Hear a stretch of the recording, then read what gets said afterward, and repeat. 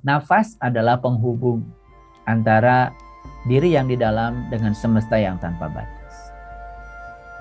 Sering-sering menyadari nafas, maka kita akan terbebas dari ilusi keterpisahan dari Allah. Dan ketika kita selalu merasa bersama Allah, maka bebaslah.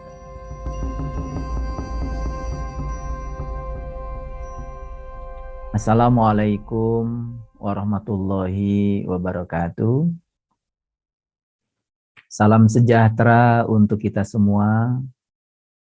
Om Swastiastu, Namo Buddhaya, salam kebajikan, Sampurasun, Rahayu, Sagung Dumadi.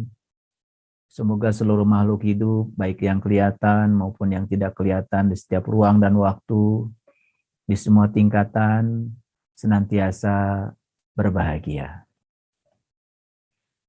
Segala puji hanya milik Allah, Sang keberadaan, Sang kehadiran, realitas hidup yang ada dalam diri kita, detak jantung kehidupan semesta yang sedang kita rasakan sekarang, sebagai napas yang mengalir dalam diri kita. Dia tidak pernah jauh dari diri kita, dia tidak pernah terkantuk, dia tidak pernah tertidur, senantiasa tekun mengurus dan mengatur seluruh kebutuhan makhluknya tanpa batas. Dia Maha Pengasih, Dia Maha Penyayang. Dia senantiasa mengajarkan kepada seluruh umatnya, seluruh makhluknya untuk senantiasa sadar. Dia tidak pernah menghukum kesalahan makhluknya. Dia tidak pernah mengazab kesalahan umatnya. Dia hanya mengingatkan supaya seluruh makhluknya senantiasa kembali pulang ke jati dirinya masing-masing. Ketika makhluknya mengalami penderitaan, sebetulnya penderitaan itu hanya indikator yang disampaikan beliau, bahwa sesungguhnya dia sedang berada dalam keadaan tidak selaras. Bahwa dia sedang berada dalam keadaan tidak mengalir bersama arus kehidupan. Bahwa di dalam dirinya masih ada penolakan. Oleh karena itu berulang kali saya mengatakan kepada para sahabat semuanya bahwa kebahagiaan sejati itu tidak perlu dicari. Karena kebahagiaan sejati itu adalah kualitas alami. Tidak perlu dibuat, tidak perlu diciptakan. Singkirkan saja segala penghalang, maka sesungguhnya kebahagiaan sejati akan datang secara otomatis. Seperti kita menyapu tidak pernah mencari yang bersih. Menyapu itu hanya mencari yang kotor. Ketika dikumpulkan semua yang kotor, maka sisanya bersih. Itulah kebahagiaan sejati. Kebahagiaan sejati bersifat alamiah. Cinta itu juga tidak perlu diciptakan. Karena singkirkan saja penghalang cinta yang bernama kebencian, maka cinta itu akan hadir dengan sendirinya. Selama ini banyak yang tidak mengerti, seakan-akan segala sesuatu yang bersifat kualitas alami itu seakan-akan bisa diciptakan oleh kita. Oleh sesungguhnya itu adalah warisan dari semesta, cinta kasih semesta buat kita. Oleh karena itu, ngaji itu tidak perlu cari yang benar sebetulnya. Cari aja yang salah. Salah cara berpikir, singkirkan. Salah cara berbicara, singkirkan. Salah cara bertindak, singkirkan. Salah sudut pandang terhadap kehidupan, singkirkan. Maka sisanya sebetulnya akan muncul secara alami dari dalam diri kita sendiri. Sesederhana itu sebetulnya bagi mereka yang sadar.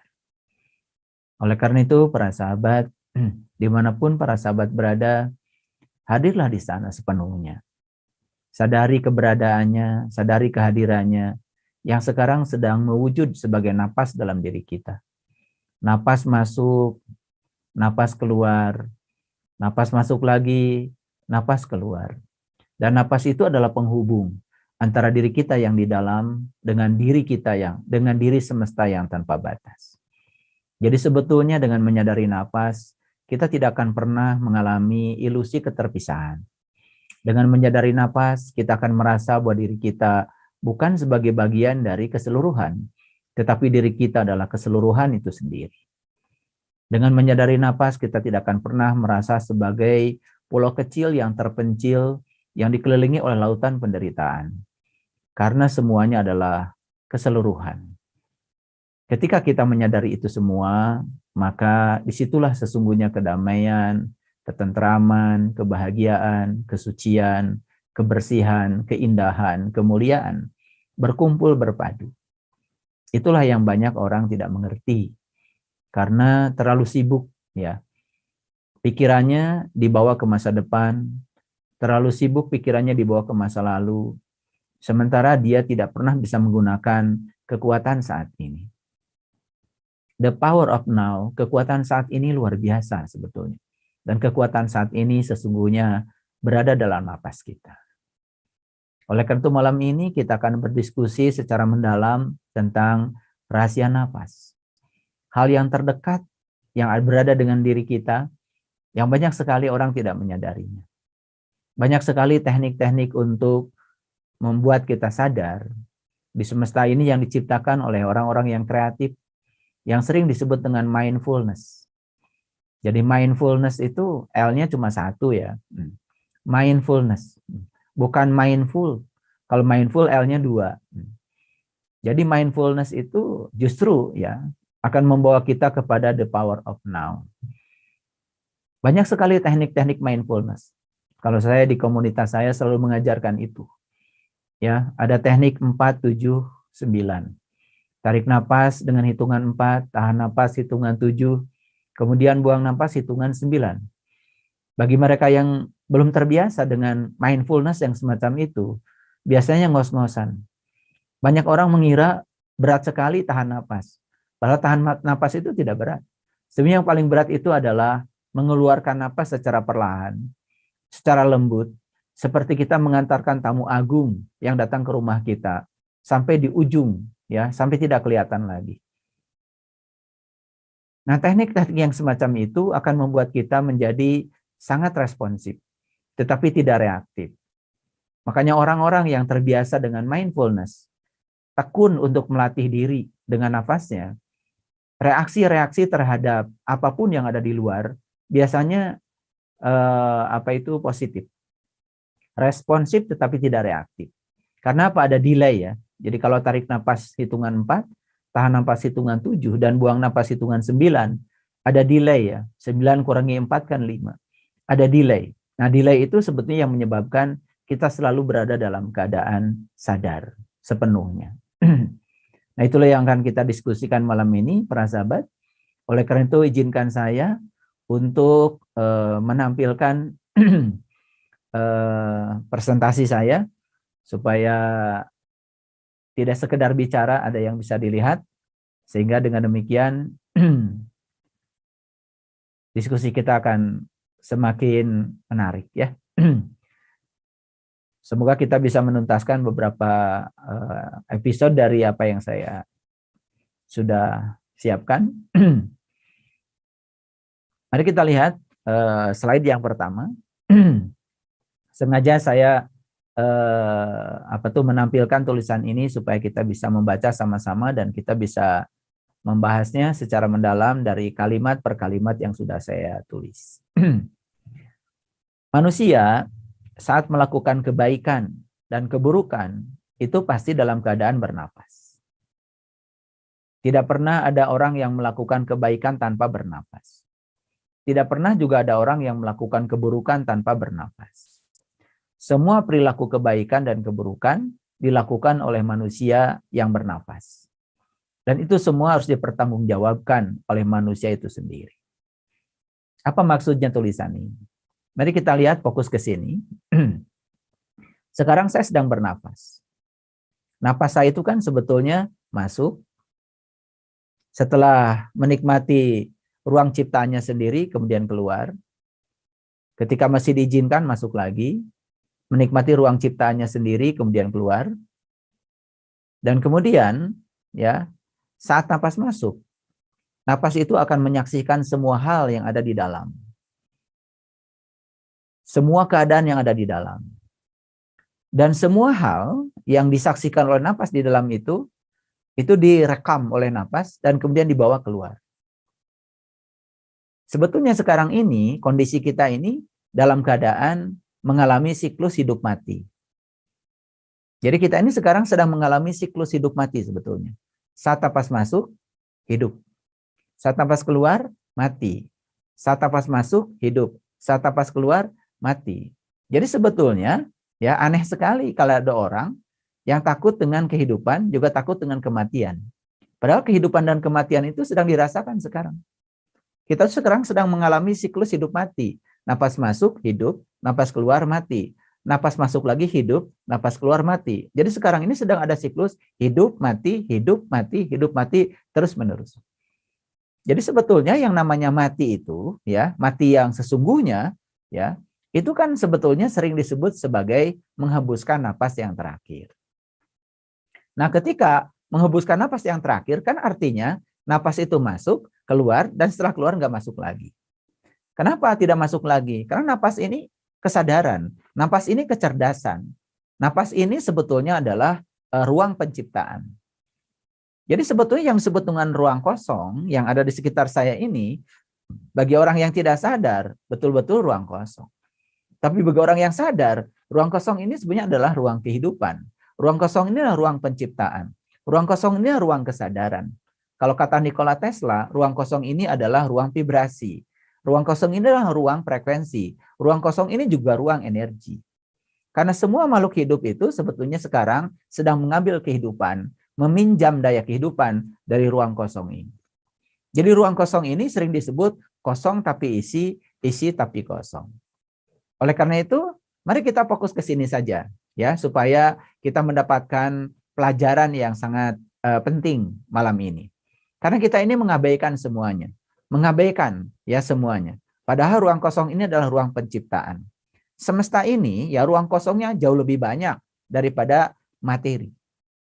Jarak antar planet itu tentu saja jauh lebih luas dibandingkan ukuran planet itu sendiri. Ruang kosong ini tanpa batas, tidak ada batasnya.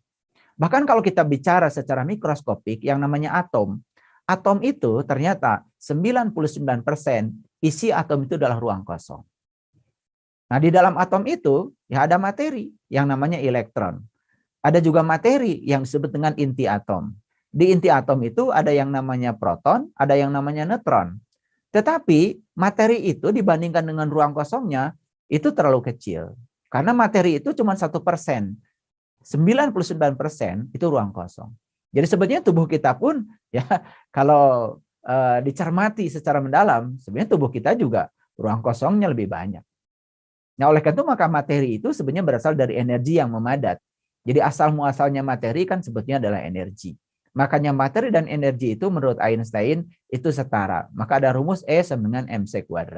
Itu adalah rumus yang menyatakan kesetaraan antara materi dan energi. Materi adalah energi, energi adalah materi. Nah, kita kan sering lupa bahwa ketika kita makan, sebetulnya yang dibutuhkan oleh kita kan bukan makanan. Yang kita butuhkan kan sebenarnya energi. Cuman kita lupa bahwa sebetulnya kita sedang memasukkan energi lewat materi, lewat makanan yang kita makan. Kan makanan yang kita makan itu diproses oleh tubuh, oleh mesin yang sangat luar biasa ini, ya. Bagian ampasnya dikeluarkan, ya. Bagian-bagian tertentu yang penting diserap oleh darah, ya. Kemudian jadi darah, jadi daging, jadi tulang, jadi semua organ tubuh kita. Kita sering lupa bahwa sebetulnya tubuh kita ini adalah makanan yang kita makan. Makanya hati-hati dengan makanan yang mau kita makan. Saat berada di hadapan, ketika masih terpisah dengan kita, sebetulnya itu adalah makanan. Wujudnya adalah makanan, tapi sebentar setelah dimakan, dia akan berubah bentuk menjadi daging kita, menjadi darah kita. Jadi hati-hati dengan yang kita makan, karena sebetulnya itu akan menjadi bagian dari diri kita. Nah, kita sering lupa dengan hal yang sederhana itu. Oleh karena itu, maka sebelum makan kan harusnya berterima kasih dulu pada orang-orang yang telah menghadirkan makanan di hadapan kita. Berterima kasih dulu pada seluruh semesta, daya sambung semesta yang telah bekerja keras untuk menghadirkan makanan itu. Karena satu biji nasi tidak akan pernah tercipta kalau tidak ada bumi. Nah, satu biji nasi tidak akan pernah tercipta kalau tidak ada udara. Satu biji nasi tidak akan pernah tercipta kalau tidak ada air. Satu biji nasi tidak akan pernah tercipta kalau tidak ada matahari. Dan matahari tidak akan pernah ada kalau tidak ditopang oleh bintang-bintang yang lain. Jadi kita ini sebetulnya, ya ketika makan satu piring itu terlalu banyak sebetulnya utang budi kita kepada semesta. Makanya aneh kalau orang habis makan, tidak menyadari bahwa sebetulnya dia dikasih energi oleh semesta lewat makanan yang dimakan, dan energi itu untuk melakukan usaha. Makanya dalam fisika ada kata-kata energi adalah kemampuan untuk melakukan usaha. Jadi kalau habis makan kemudian tidur, habis makan kemudian malas-malasan, habis makan malah justru ya mengembalikan ya apa itu balas budinya dengan cara menyakiti orang lain, merendahkan orang lain, menghukumi orang lain, malah bukan membahagiakan orang lain. Sebetulnya dia sedang tidak selaras dengan kehidupan. Nah, orang yang tidak selaras dengan kehidupan sepanjang hidupnya tidak akan pernah menemukan kebahagiaan yang sejati. Baik para sahabat, ulangi lagi ya. Saya sedang berbicara ruang kosong ini, dan ruang kosong ini adalah ruang kesadaran. Di sini segala sesuatu tercipta. Kita nanam bunga, tumbuh menjadi bunga yang indah. Kita nanam pohon, tumbuh menjadi pohon yang indah. Kita nanam apapun biji-bijian, tumbuh menjadi pohon yang subur. Kan semua tercipta di ruang kosong ini. Dan ruang ini dibutuhkan. Karena kalau tidak ada ruang, bagaimana semua bisa tercipta? Makanya sebetulnya ketika seseorang meninggal, pertama yang akan diambil itu adalah aspek yang ada hubungannya dengan tanah. Yang kedua, aspek yang ada hubungan dengan air. Yang ketiga, aspek yang ada hubungan dengan udara. Yang keempat adalah aspek yang ada hubungan dengan api. Dan yang terakhir, ada aspek yang ada hubungan dengan ruang kosong. Jadi sebetulnya ada pengambilan ruang kosong dalam diri kita. Itulah ketika orang meninggal itu, sebenarnya 5 aspek ini diambil kembali oleh semesta, dikembalikan karena itu hanyalah pinjaman. Dan kita harus sadar bahwa sebetulnya napas yang sedang berjalan dalam diri kita saat ini juga sebetulnya pinjaman. Daya hidup yang sedang dipinjamkan kepada kita. Semua pinjaman pada waktu dan ruangnya harus dikembalikan. Nah, makanya oleh karena itu, maka orang meninggal sering disebut menghembuskan napas yang terakhir. Nah, ketika napas mengalir ke dalam, napas itu akan menjadi saksi.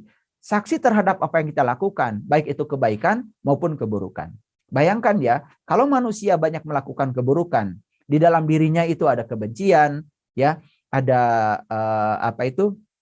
ada hasud, ada dengki, ada iri hati, dan macam-macam sampah kehidupan, itu kemudian terbaca oleh napas kita dan kemudian dibawa ke ruang kehidupan. Bayangkan ya, ruang kehidupan ini begitu banyak ya polutan. Polutan yang dihasilkan oleh manusia di ruang dirinya, yang kemudian disaksikan oleh napas yang mengalir keluar masuk. Nah, bisa dibayangkan ya. Nah, kalau ruang kehidupan ini begitu banyak ya energi ya dengan frekuensi yang rendah, dan energi ini kan suatu saat akan dikembalikan lagi kepada pencipta dari energi itu sendiri. Nah, tiada lain adalah diri kita. Oleh karena itu maka manusia akan terus ya bersiklus ya untuk membayar utang-utang yang sudah dia timbulkan dalam kehidupan. Dan itu akan dikembalikan. Dan sekarang ini wujudnya berupa energi potensial yang terekam di ruang kosong ini. Karena semua dibawa oleh napasnya. Oleh karena itu maka hati-hati ya dengan napas. Karena napas adalah menjadi saksi. Bukan sekedar penghubung antara diri yang di dalam dengan semesta yang tanpa batas. Tapi napas itu kemudian juga menjadi saksi. Makanya orang melakukan kebaikan bernapas. Orang melakukan keburukan bernapas. Kebaikan dan keburukan jelas dilakukan oleh mereka yang bernapas. Dan oleh karena itu maka seluruh kebaikan dan keburukan yang dilakukan manusia jelas harus dipertanggungjawabkan, karena itu dicatat ya oleh napasnya, disaksikan oleh napasnya. Kemudian yang kedua, tidak ada manusia yang mampu menarik napas dan menahannya untuk selama-lamanya. Yang terjadi adalah napas masuk melinggi di dalam diri, dan setelah itu napas keluar, kembali memasuki ruang kehidupan. Saat napas masuk ke dalam diri, kemudian memasuki ruang penting dalam kehidupan, dalam tubuh manusia, nah, maka napas itu akan menjadi saksi nyata, yang tidak akan pernah berbohong, tentang segala hal yang terjadi di dalam diri. Dan saat napas terlontar keluar, akan membawa semua rekaman kejadian, atau data di dalam diri. Masuklah data itu, ya segala hal itu di ruang cipta rasa. Makanya oleh karena itu harus hati-hati, harus waspada dengan napas. Makanya dalam Quran itu surat Al-Baqarah ya, ada yang namanya ayat kursi. Nah, pasti semua kan pada hafal ayat kursi. Nah, ayat kursi itu bagian yang paling penting adalah Allahu la ilaha illa huwal hayyul qayyum. Allah tidak ada Tuhan selain Dia ya yang senantiasa berdiri tegak. La ta'khuduhu sinatu wal naum. Dia tidak pernah tertidur, tidak pernah terkantuk. Mari kita sadari para sahabat. Saat kita tidur, mata kita tertidur. Saat kita tidur, telinga kita tertidur. Mulut kita tertidur. Tangan kita tertidur. Semua tertidur. Satu-satunya yang tidak pernah tertidur adalah nafas. Nah, anehnya banyak sekali yang tidak menyadari. Pernah nggak kita minta izin pada napas kalau mau tidur? Tolong ya, napas, jangan ikut tidur, jangan ikut ngantuk. Karena kalau napas ikut tidur 2 menit saja ya bablas, ya kita tidak ada di sini lagi. Tapi hebatnya semesta ini luar biasa. Walaupun kita banyak lupa, tidak pernah izin ya, tetapi napas selalu ada dan hadir. Karena itu memang janjinya beliau. Allahu la ilaha illa huwal hayyul qayyum la ta'khudhuhu sinatu wa la naum. Jadi Allah tidak pernah tertidur, Allah tidak pernah terkantuk. Yang tidak pernah tertidur dan terkantuk pada diri kita adalah nafas kita. Sesederhana itu sebetulnya. Makanya ya, kalau Teh Lilis mengatakan tadi dia adalah keberadaan, dia adalah kehadiran yang berwujud sebagai detak jantung kehidupan yang ada di dalam diri kita berupa nafas kita, sedekat itu Allah dengan kita. Lebih dekat daripada urat nadi leher kita. Jadi aneh kalau ada orang yang tidak bisa merasakan kehadiran Allah. Memangnya mau seperti apa Allah itu hadir? Ingin dalam wujud apa atau Allah itu hadir? Bukankah kehadiran dia yang paling nyata dalam diri kita adalah daya hidup yang dipinjam kepada kita, yaitu napas kita. Dan napas itu sangat cerdas. Ketika tubuh ini tidak layak pakai lagi, pada saat dia keluar tidak masuk lagi.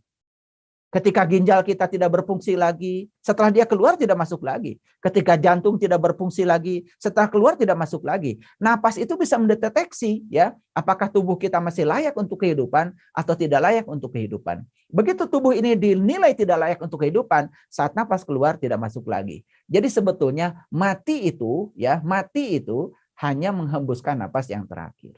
Jadi kalau ada orang yang menakut-nakuti mati itu begini, begitu, begini, begitu, ya itu biasanya ya orang-orang yang tidak pernah sadar, yang tidak pernah tahu apa sesungguhnya kematian. Bahkan kematian itu bukanlah akhir dari kehidupan, kematian itu adalah puncaknya kehidupan. Nah, oleh karena itu, saat napas kita keluar ke sini, ya, saat napas itu keluar ke sini, energi itu tidak dipinjamkan lagi ke dalam diri kita. Ya tentu saja di ruang kehidupan ini, kalau saya ilustrasikan, itu ada 2 jenis ya. Jadi ada yang mungkin para sahabat bisa lihat ya, kalau ada air di dalam panci, ya, kemudian hanya air saja di dalam panci itu, maka molekul air satu dengan yang lainnya itu bersenyawa. Itu bisa bersatu sekaligus juga terhubung. Tapi kalau ada molekul lain dalam air itu, sebut saja minyak. Minyak itu ada dalam air, tetapi dia tidak pernah bisa menyatu dengan air. Kenapa? Karena ada ketidakmurnian ya yang melekat di dalam molekul minyak itu. Padahal sebenarnya minyak itu bahan dasarnya air. Cuman karena ada ketidakmurnian, ada zat lain yang melekat di situ, maka dia tidak bisa bersenyawa lagi dengan air. Jadi kalau air dengan air, dia itu bersenyawa. Tapi air dengan minyak, walaupun minyak itu tinggal dalam air, tidak pernah bisa bersatu dan tidak pernah bisa bersenyawa. Itu gambaran sebetulnya. Gambaran tentang apa? Jadi ketika napas ini keluar ke sini, ya tergantung ya kualitas napas kita seperti apa. Ketika masuk ke ruang kehidupan ini, mohon maaf ya, dia itu membawa, menyaksikan segala hal yang ada di dalam diri, kotoran-kotoran diri, maka ketika masuk ke sini, itu seperti minyak dalam air. Berada di ruang ini, tetapi dia tidak pernah bisa menyatu. Nah itu yang disebut dengan keterpisahan. Itu yang disebut dengan neraka sebetulnya. Keterpisahan dari asalnya. Nah itu dia tidak bisa memenuhi ayat, innalillahi wa inna ilaihi rajiun. Oleh karena itu maka hati-hati dengan kehidupan supaya kita bisa menjaga kesucian diri agar ya yang dibawa oleh napas ini ke sini itu adalah kesucian yang ada di dalam diri. Nah, kesucian itu sebetulnya adalah ketika kita bisa kembali ke jati diri kita sendiri. Nah, oleh karena itu maka saya berulang kali mengatakan bahwa penderitaan yang dialami oleh manusia sebetulnya karena dia menyimpang dari sejatinya diri. Nah, itulah yang kemudian menimbulkan rasa bersalah dan lain-lain. Dan kemudian ya manusia gelisah ya dengan apa yang dilakukannya. Nah kegelisahan itu karena penyimpangan. Itu yang disebut dengan dosa. Jadi para sahabat ya, sekali lagi saya ingin menitik beratkan di sini ya. Jadi ketika napas masuk ke dalam diri, ya itu sebetulnya sang hidup itu sedang menikmati rumah ciptanya sendiri. Oleh karena itu maka dia adalah tamu agung sebetulnya yang datang ke dalam diri, hormati itu ya. Oleh karena itu maka orang-orang yang sudah menyadari itu biasanya ketika saat dia olah nafas, dia itu sebetulnya sangat hati-hati. Karena apa? Karena nafas itu adalah tamu agung yang sedang datang ke dalam diri, sedang menikmati rumah ciptanya sendiri. Ketika nafas itu keluar, maka dia antarkan, itu seperti dia mengantarkan tamu agung.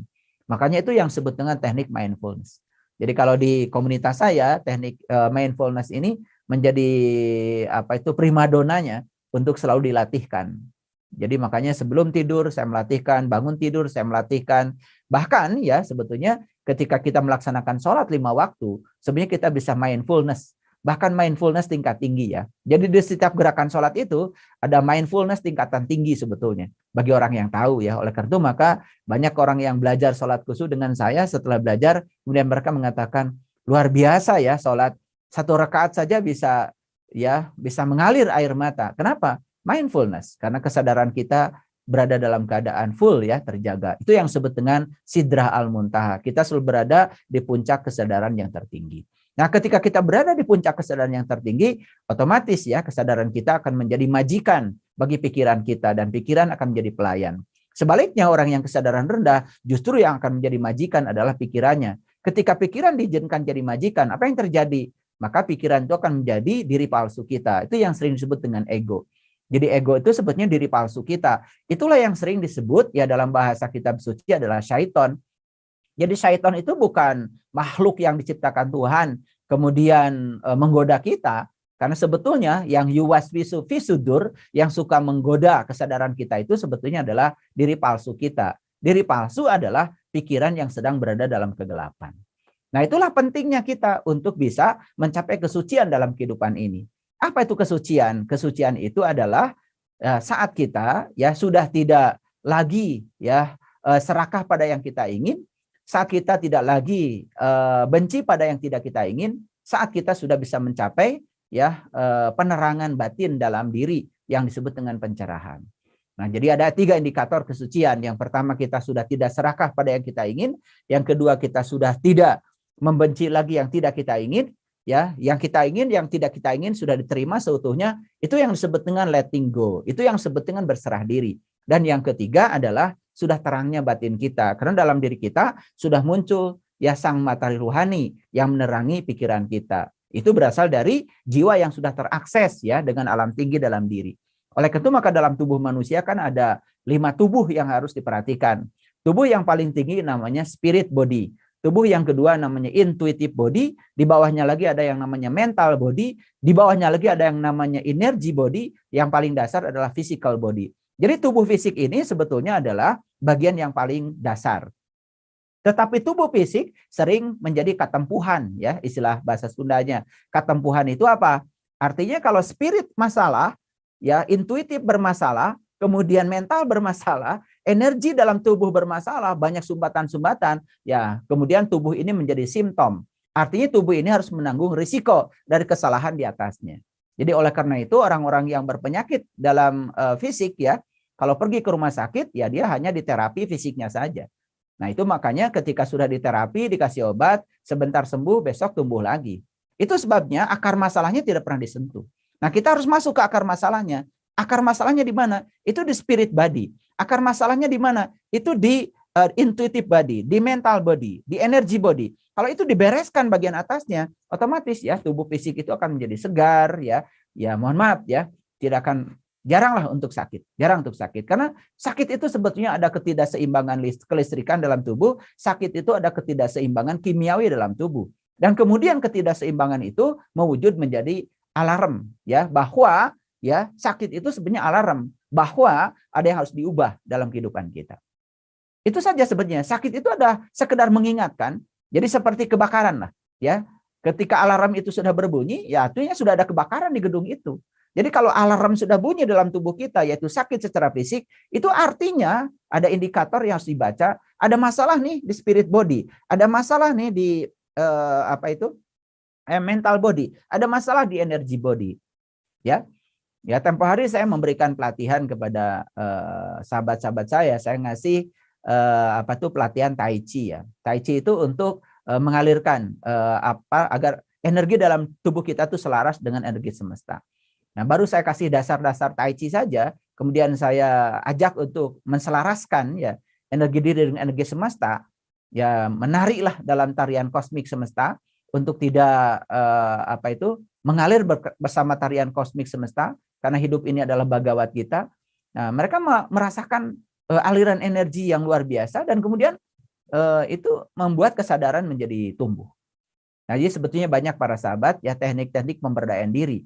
Nah, yang paling utama adalah pemberdayaan diri lewat napas. Itulah pentingnya kita mengetahui rahasia napas. Jadi yang terdekat saja dengan kita, ya kadang-kadang kita tidak menyadari.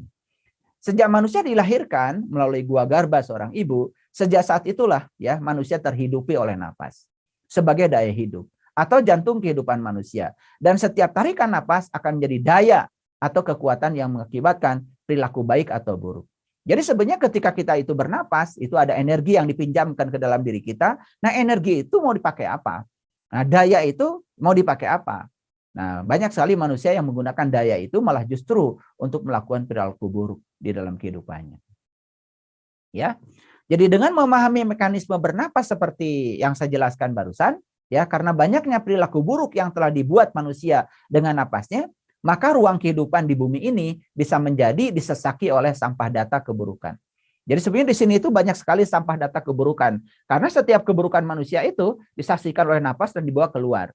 Nah, sampah data keburukan ini milik siapa? Tentu saja milik pencipta keburukannya. Dan suatu saat sampah data itu akan dikembalikan.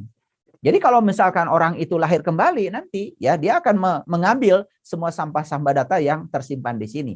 Karena ruang kehidupan ini akan menjadi memori besar, ya, big data kita yang akan dikembalikan pada kita. Nah, kemudian saat dia lahir ke alam dunia itu akan menjalankan 3 hal. Yang pertama, dia harus melunasi utang karmanya. Yang kedua, harus meluruskan jalan bengkoknya. Dan yang ketiga, harus ya melunasi, ya menyelesaikan pekerjaan-pekerjaan dia yang belum selesai. Ya itulah alasan kenapa manusia terlahir kembali. Ya, jadi kalau tidak mau tidak mau mati, ya jangan terlahir kembali, ya. Itu saja. Oleh karena itu maka disitulah kita belajar bagaimana caranya supaya kita dalam kehidupan yang sekarang ini bisa selesai dan kita bisa kembali memenuhi ayat innalillahi wa inna ilaihi rajiun. Nah, itu asal dari dia, ya kembali kepada dia. Nah, sampah data keburukan ini ya menurut saya, mohon maaf ya, menurut saya ini sudah sangat luar biasa. Oleh karena itu maka sampah keburukan ini sudah memenuhi seluruh bumi ini, ya. Dan itu sangat mengerikan, ya, sangat mengerikan. Dan sekarang ini anak-anak yang terlahir di semesta ini sudah dikepung oleh sampah ini, sampah keburukan. Jadi kalau sampah fisik itu sudah luar biasa, ya, sekarang di bumi kita ini, ya. Nah, apalagi sebetulnya sampah yang tidak kelihatan ini lebih luar biasa kalau menurut saya. Dan ini ya sangat mempengaruhi ya kondisi psikologis dari semua manusia yang akan dilahirkan ke semesta ini. Jadi bagi mereka yang telah mengalami kematian, mereka harus mempertanggungjawabkan terhadap semua data diri yang telah dibuatnya semasa hidup. Dan data diri itu ya dibawa oleh napasnya. Data diri itu dibawa oleh napasnya dan disimpan di ruang ini. Jadi para sahabat, saya mau cerita sedikit ya tentang material elektronik. HP yang saya pegang ini kan sebetulnya isinya semikonduktor. Semikonduktor ini isinya apa? Itu atom dan molekul yang dipadatkan. Jadi ternyata atom dan molekul itu bisa menyimpan data. Isinya cuma IC. Maka ini bisa menyimpan foto, bisa menyimpan tulisan, bisa menyimpan artikel, bisa menyimpan video. Di mana sebentar tersimpan? Itu di memori. Jadi memori ini apa isinya? Isinya kan cuma atom, molekul yang dipadatkan, yang kemudian disebut semikonduktor. Nah, sebetulnya di ruang ini, apakah tidak ada atom? Ada. Di sini ada oksigen, ada hidrogen, ada karbon, karbon dioksida, karbon monoksida, dan berbagai macam ya atom. Di sini itu ada. Dan ini kan sebetulnya itu bisa menyimpan data. Nah, ini kan sebetulnya teknologi ini sudah cukup untuk membuktikan secara saintifik bahwa ya data itu tersimpan di dalam atom. Ya, karena dalam atom itu isinya kan ruang kosong. Jadi ruang kosong itu bisa menyimpan data.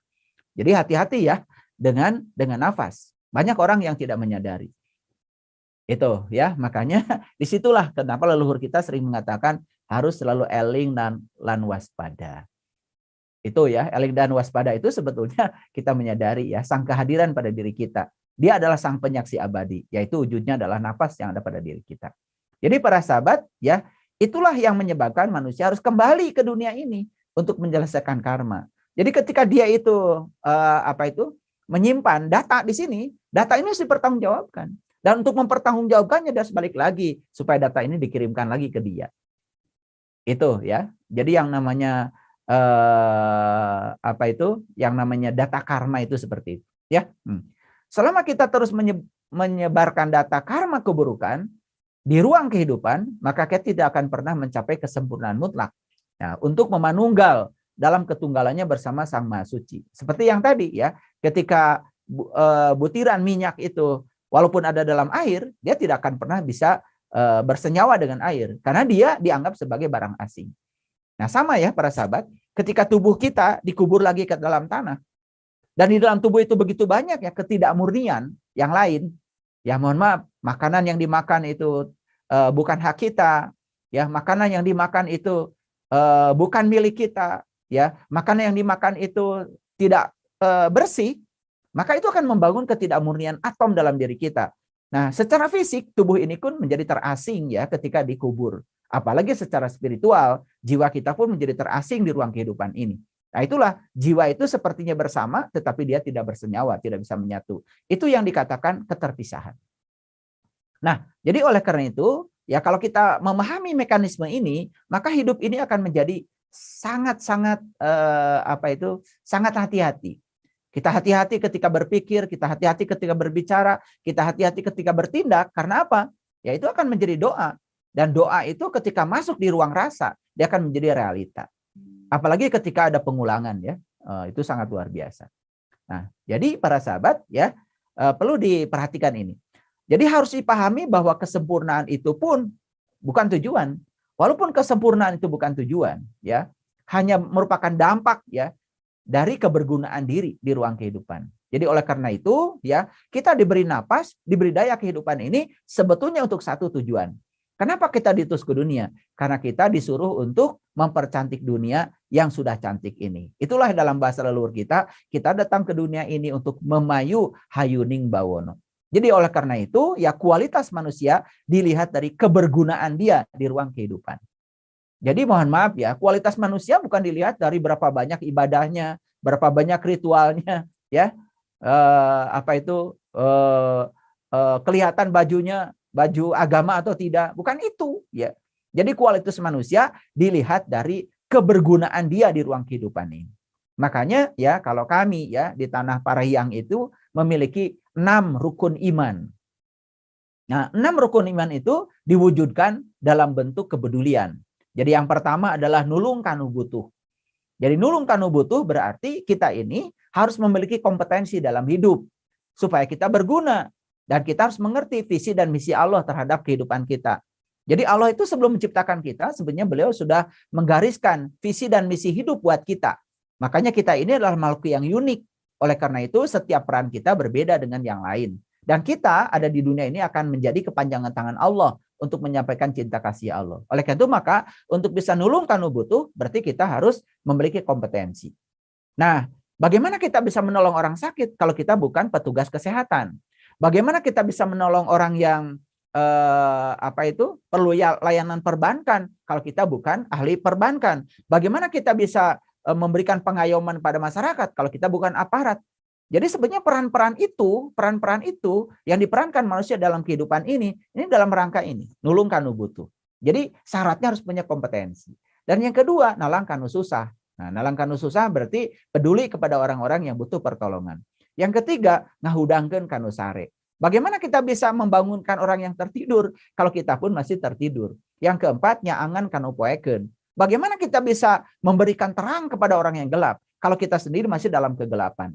Lucu ya, banyak orang yang berani ya menerangi orang lain padahal dia sebenarnya dalam kegelapan.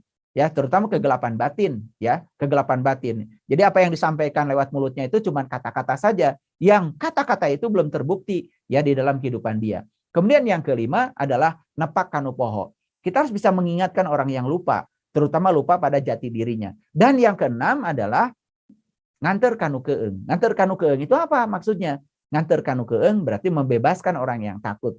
Karena manusia ini kebanyakan takut ya, cemas. Nah, kecemasan itu biasanya tentang hari esok. Kenapa? Karena pikiran kita selalu ditarik ke hari esok. Akibat apa? Akibat tidak hadir di saat ini. Kenapa? Karena dia sendiri tidak pernah menyadari nafasnya. Jadi mindfulness-nya tidak jalan. Nah, ini sebetulnya saya hanya memicu aja pikiran para sahabat supaya cerdas sedikit ya. Sehingga dengan dipicu oleh kata-kata saya ini semoga ada keinginan untuk begitu ya, keren ya napas gitu ya. Jadi oleh karena itu maka pilihan bijaksana jika selama kita bernapas terus ya menjadi pelayanan kehidupan. Jadi kita ini sebetulnya dalam hidup ini harus menjadi pelayan kehidupan.